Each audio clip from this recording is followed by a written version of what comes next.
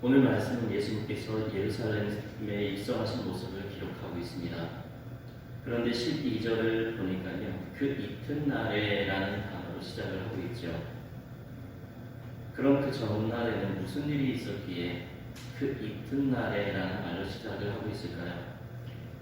9절부터 11절을 보면 유대인의 큰 무리가 예수님을 찾아왔는데, 그 찾아온 이유가 예수님께서 나사로를 살리셨다는 그러한 소문을 듣고 사람들이 몰려왔던 것이죠.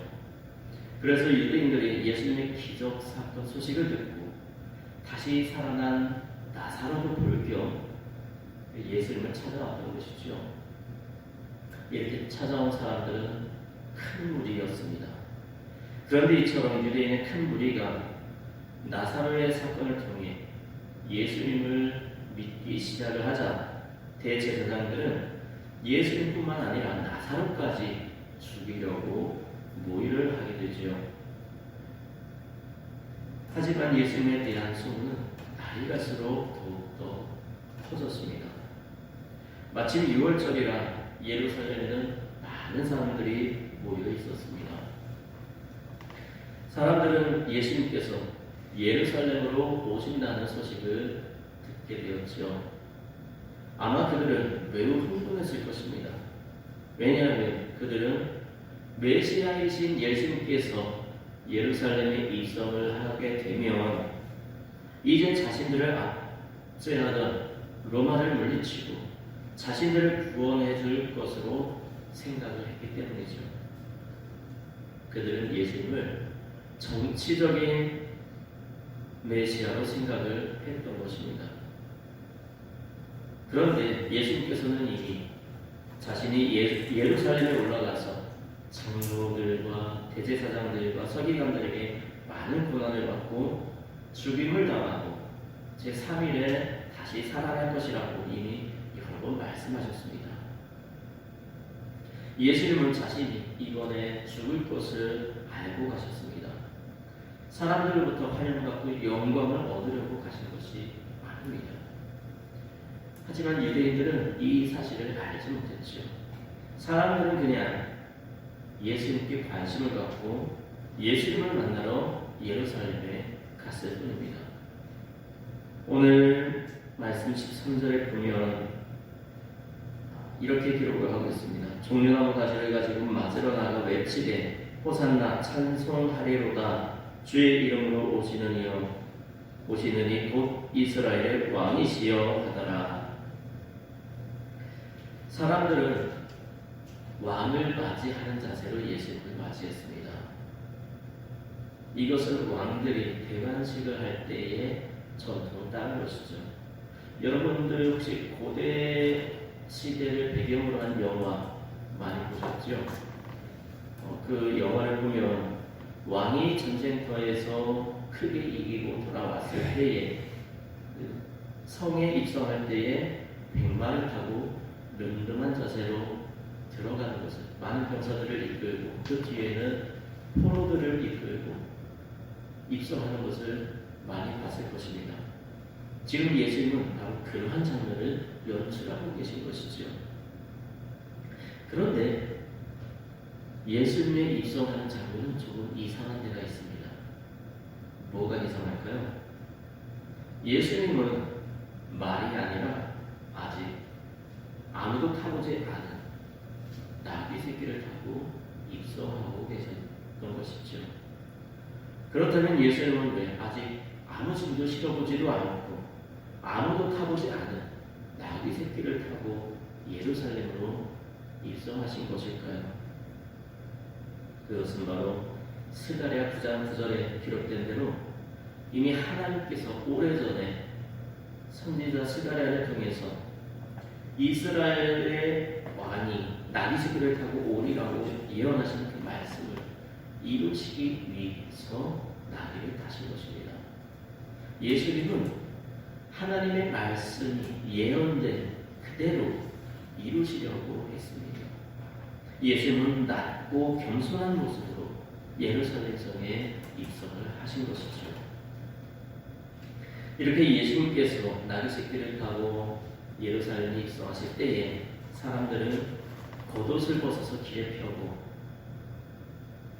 예수님을 맞이했습니다. 이것은 충성을 의미하는 것입니다. 그리고 사람들은 종려나무 가지를 흔들었지요. 이것은 승리를 상징합니다. 그리고 사람들이 무엇이라고 하냐면 호산나라고 외칩니다. 호산나. 이것을 히브리어로 호시안나라고 하는데요. 이 말은 지금 우리를 구원하소서라는 의미입니다.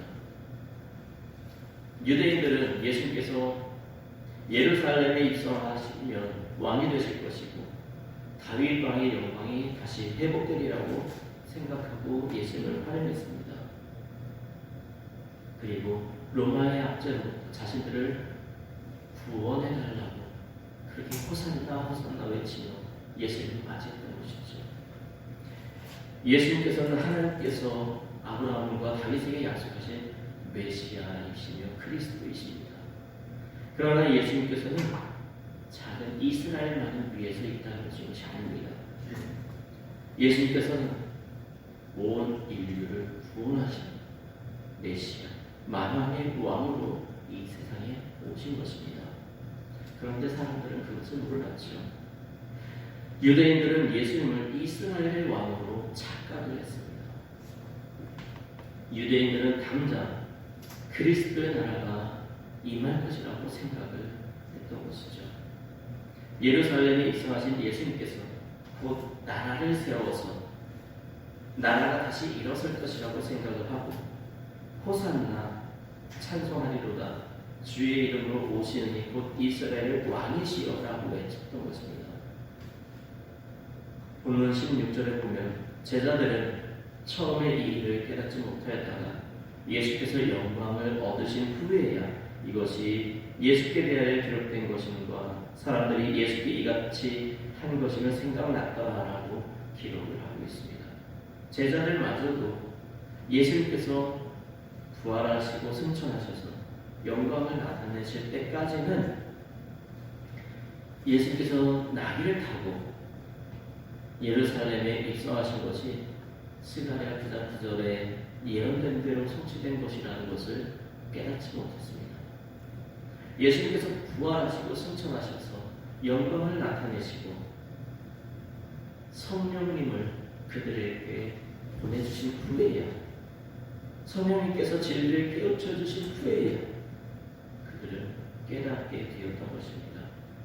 그렇다면 우리는 이러한 제자들의 뒤늦은 깨달음에 대해서 어떻게 이해를 해야 될까요? 단지 그들의 지혜가 부족하고 아둔하기 때문이라고 단정 지어야 할까요? 아닙니다. 오히려 우리는 3년간이나 예수님과 동행하며 친히 말씀을 듣고 이적을 직접 두 눈으로 보았던 제자들조차도 이처럼 진리를 깨닫는데 오랜 시간이 걸리고 더구나 성령님의 도우심이 있어야만 했다는 사실을 생각하면서 우리는 더 겸손해야 합니다. 왜냐하면 바로 이러한 사실은 말씀 속에 감추어진 비밀과 진리가 얼마나 깨닫기 힘든가를 말해주는 증거이기 때문이지요. 하지만 유대인들은 그리스도의 나라가 당장 이루어질 것이라고 생각을 하면서 예수님께서 예루살렘에서 입성하실 때에 예수님을 왕으로 환영을 했죠. 유대인들은 예수님께서 메시아이심을 알고 예수님을 믿고 예수님께 물려가니 서기관들과 바리새인들은 큰일 났다고 생각을 했습니다. 왜 그랬을까요? 예수님께서 만약 왕이 된다면 서기관들과 바리새인들은 더 이상 설 자리가 없게 되는 것이기 때문이죠.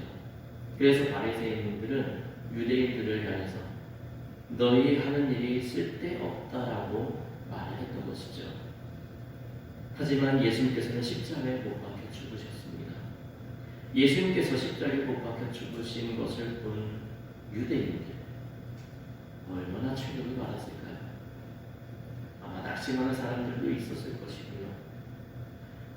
예수님이 그리스도가 아닌가, 메시아가 아닌가 의심하는 사람들도 있었을 것입니다.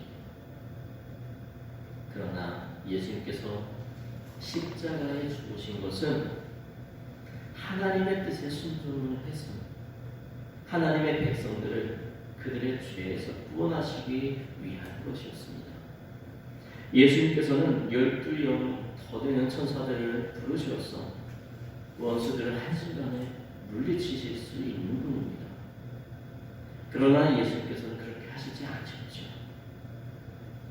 자신이 직접 십자가에 못 박혀 죽으시는 것, 하나님께서 창세전에 택하신 백성들을 그들의 죄에서 구원하는 것이 하나님의 뜻이었기 때문입니다.